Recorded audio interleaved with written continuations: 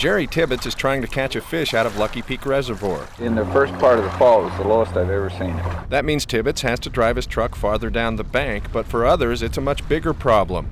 Idaho water users who are gathered in Boise this week are worried about the future. Well, if anything, it seems to be getting worse. Dan Hale says the drought could be the final straw for some farmers. If you're a farmer in your, say, 60s, 70s, and you're looking at a drought year and you have the opportunity to sell out, that's the time to do it.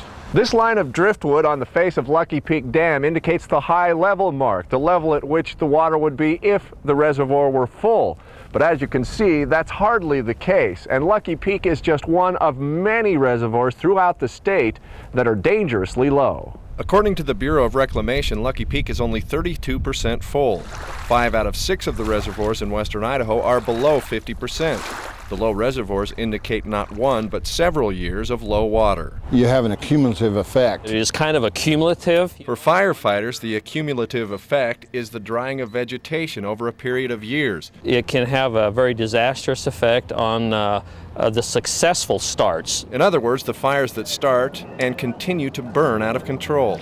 For farmers, the accumulative effect means more competition for water. The biggest competitors, salmon and steelhead, in need of high spring flows for migration to the ocean. Nobody's going to be happy.